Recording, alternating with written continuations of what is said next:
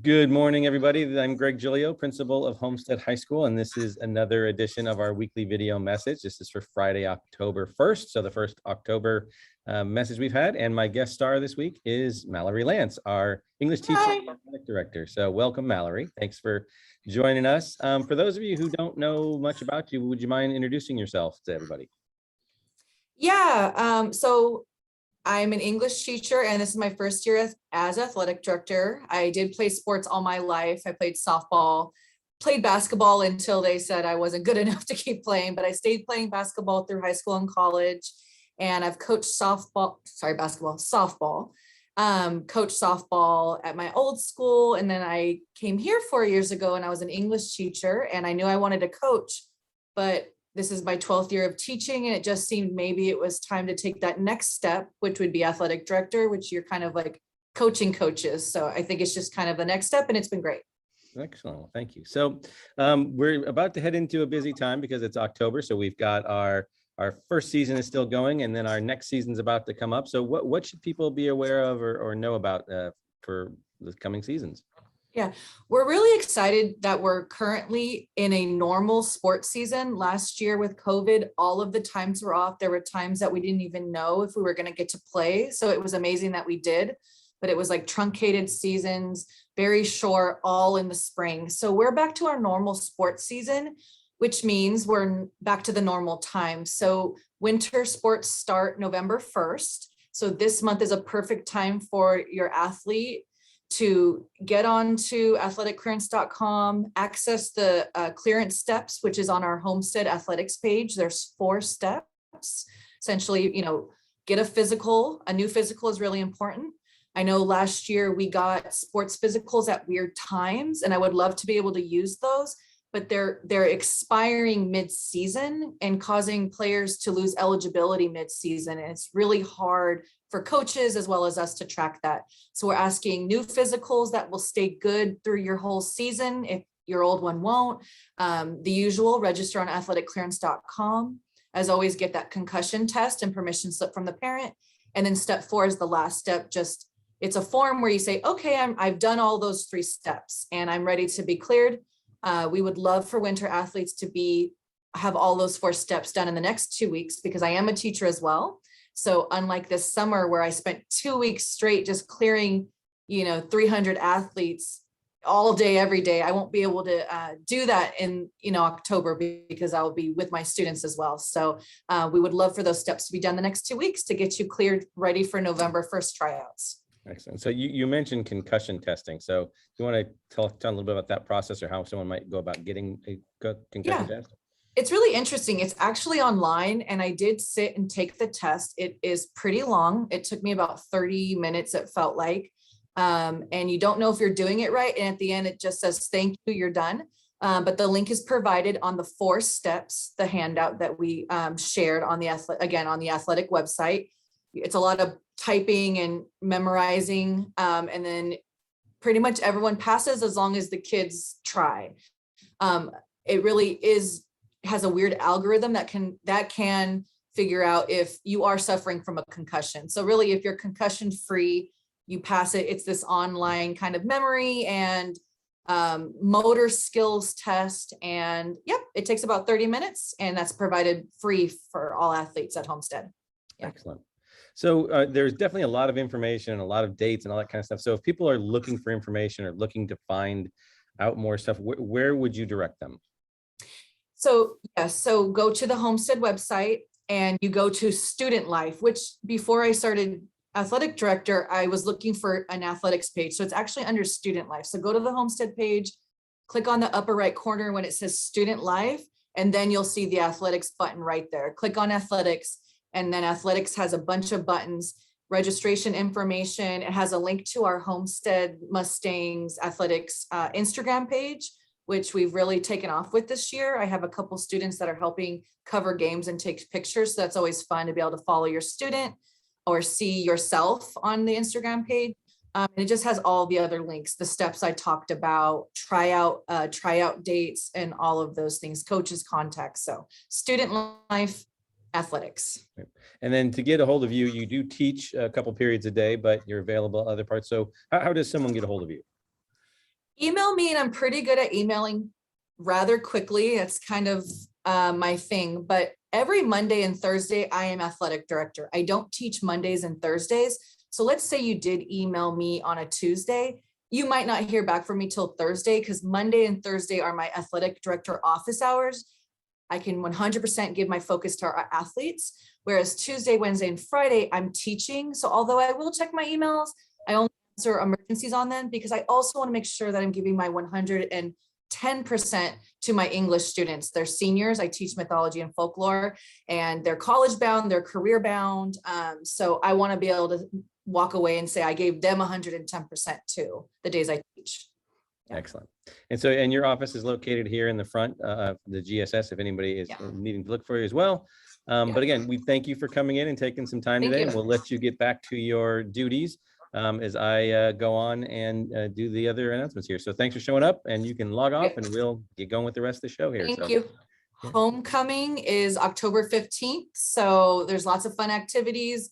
We're not doing a dance, but we're doing an outside celebration. We have the parade and the football game. So homecoming, everyone should make it October 15th. Perfect. I've got that in the back part of the announcements too. So thank you for hitting it up front side. So thanks a lot. We'll see you later, and I will continue on with the rest of this. So bye-bye. All right, so I'm going to share my screen and do as I always do, which is go through your comments, questions, and shout out. So again, as I said, today is Friday, October 1st. Happy October to those of you who are counting such things.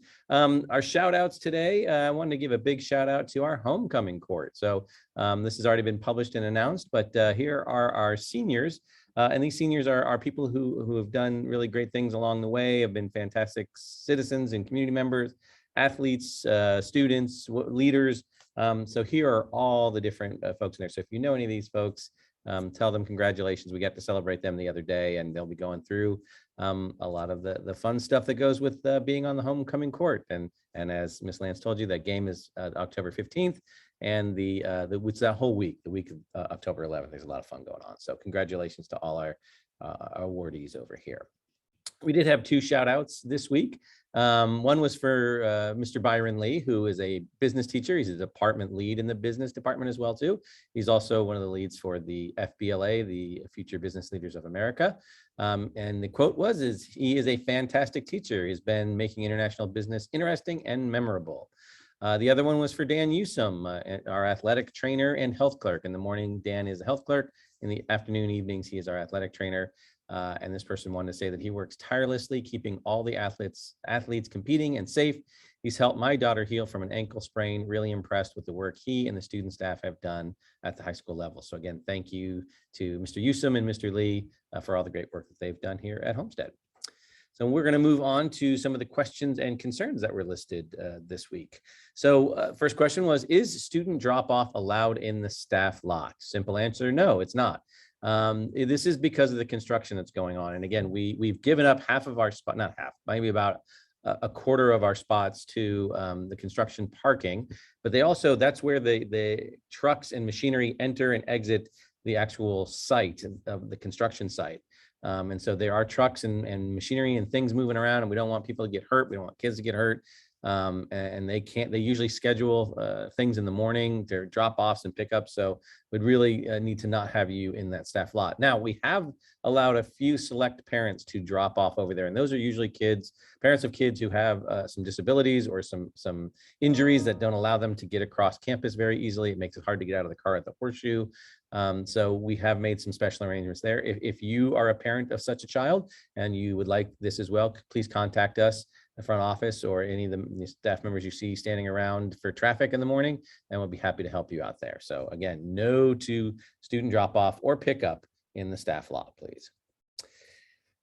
Here's an observation. This is one of my things. I'm throwing this in there for you. So actually, it's two observations now that I kind of look at it, but some observations about our doing traffic safety. We have seen, we kind of get, it's really fun to see our students learning how to drive. And we've seen a lot of them pulling up to school, and then they jump out and the parent jumps back in the car. But we'd ask you not to do that in the Horseshoe because it does take up a little bit of time. It can be a little bit dangerous at times too, with two doors opening up and people running around the car. it does take up some space and time. So it would be better to have them practice driving to the student lot, because eventually if you're going to let them drive to school, that's where they're going to be going. And so it'd be better for them to sort of practice going in there and even parking, and then you could pull out, you could switch, then pull out and go. So we'd rather kind of like see that. The second observation we've seen is that I am getting a lot of questions and concerns about, making traffic safety. One thing I can't do is control you, the parents out there on the street. And we're seeing some pretty bad examples of how to drive out there. We're seeing cars turning into the horseshoe from the far lane. We're seeing people trying to cut other people off. We're seeing people who want to make a left turn into the horseshoe, like driving down the wrong way to get over to the driveway. Really got to be careful with things like that.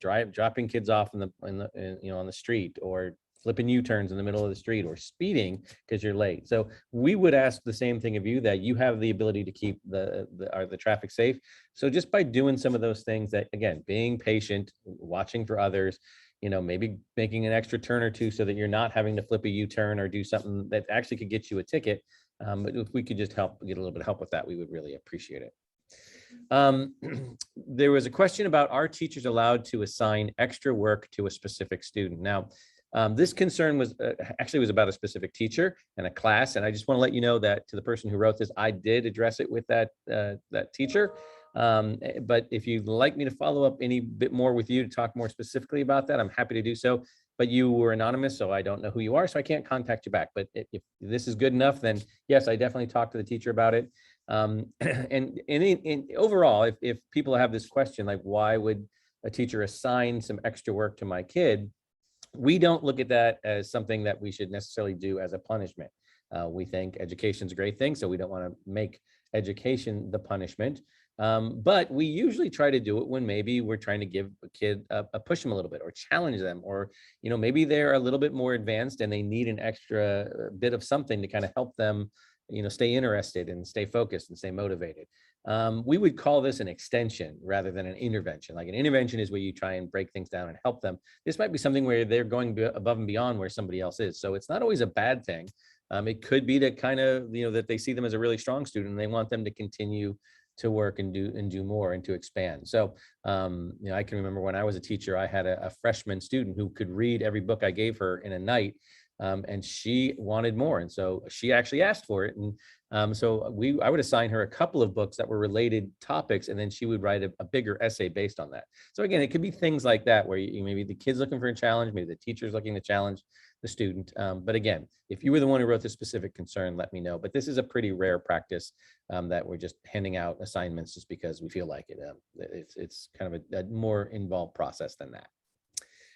There was also another very specific concern raised about a teacher, and in this example, they're saying this teacher wasn't prepared to teach class. And so again, if you're the person who wrote this, I did talk with the teacher about it. I did kind of try to dig a little bit deeper, so I'm happy to follow up with some information. If you would like that, again, please contact me. And for either one of those, you can either do it through the parent survey, because there is a place to say you want a private or public contact, or you can just email me directly. But again, I have gone through that situation with the teacher, so I can happy to report something back if you'd like to hear it. So, but this brings up the question, what if you are a parent and you have a concern like one of those for, regarding something that's going on in your student's class? I will always practice the speech of going directly to the teacher is usually the best and most efficient route. Hearing from them directly, because sometimes in the game of telephone, when things get back from student to parent, they've changed a little bit, or maybe they're not understanding what's going on. And so sometimes that confusion can be more quickly cleared up by the teacher. And so I would ask that you try to start there. We do advocate, or we do want students to build their advocacy skills. So you even have them try it, have them go talk to the teacher saying, hey, did I get this right? Did I understand this? Or I'm confused about this, or I'm concerned about this. That is something that's okay for them to try. And again, I think sometimes the concern is, well, if my kid does that, they're going to get in trouble. Or if I say something, the kid's going to get in trouble. It's not how we operate. So if we're able to clear up some information or some confusion, or even repair a relationship, that's a good thing. So again, reaching out to the teacher directly can be a good thing. One of the concerns always comes back in this, though, is my kid told me the parent, my teacher doesn't want to hear from parents. Sometimes that's something that maybe the student's saying. What we do say though is try the student first, then the parent.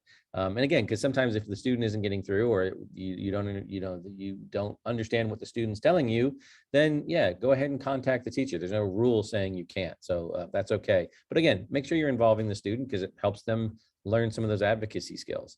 And then sometimes if things aren't working out, maybe that's when you start to involve a counselor or an administrator if we need some help facilitating. Maybe the teacher hasn't responded, or maybe you didn't like the answer that they got, that kind of thing. So, but again, it's not as efficient because if you come to me, I then have to kind of go and do some research and figure some things out. And then I got to go to the teacher. Then I got to go back to you.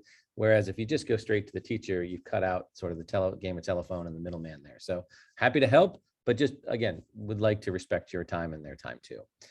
Again, if things aren't going productive, if they aren't working, if you're not hearing, please definitely come to an administrator at that point, or a department. You can even go to a department lead. You can go to a counselor. Any of those folks are happy to help you. So again, we don't want to, we hope there are no concerns, but please find an avenue to connect with us. Student to teacher is great. Parent to teacher is great.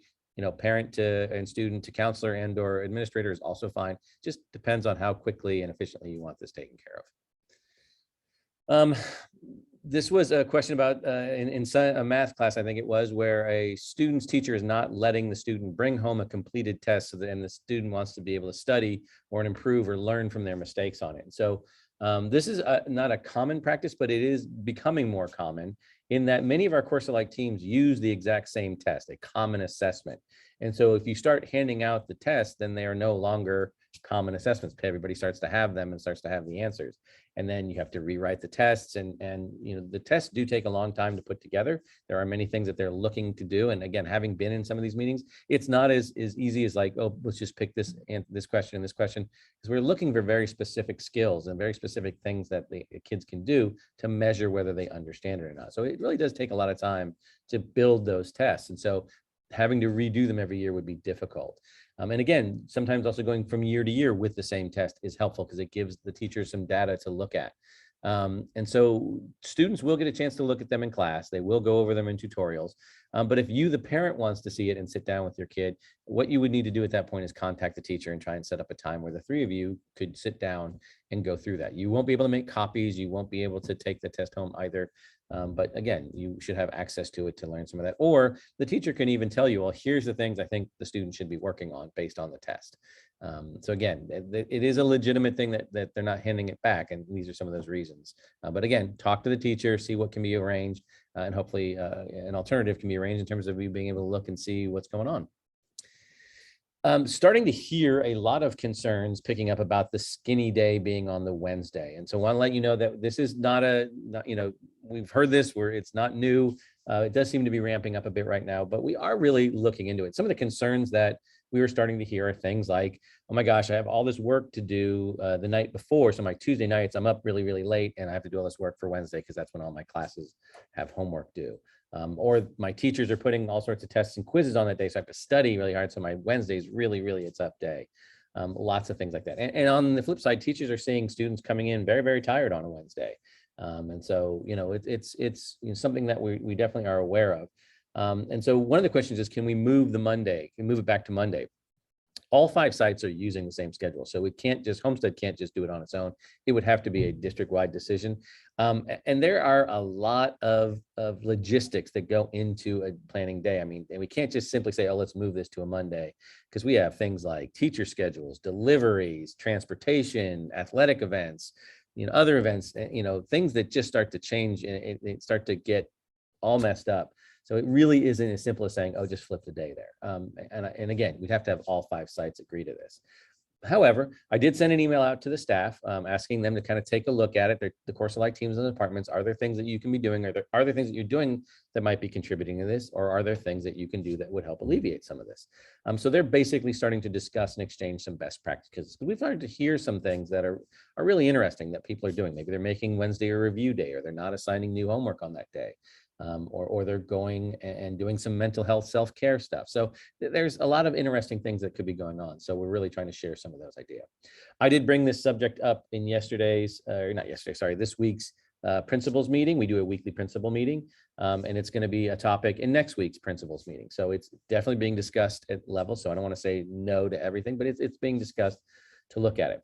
One thing, after I sent the email out, the teachers kind of came back and said, one thing we have noticed too is that a lot of times the homework might be assigned on a Friday, and it's not due till a Wednesday, but kids are waiting till Tuesday night to do it. Now, that's kind of human nature. People do procrastinate, but maybe one of the ways to help alleviate some of this is if you could have some conversations with your students about how to organize their homework, how to, space out properly their assignments and not stress themselves out by waiting to the last minute.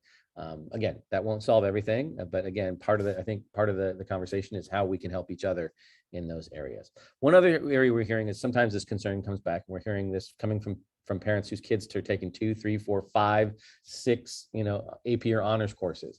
And you're going to have a lot of homework in those classes. I don't know what to say, whether it's a Monday night or a Saturday night, there's probably going to be homework. And so that may be a whole other consideration you need to look to. And really, when you are picking classes for next year, what is the proper load of courses that a student can maintain, their social schedule, their sleep patterns, all that kind of stuff. So again, just a couple things to think about, but this conversation is long from over.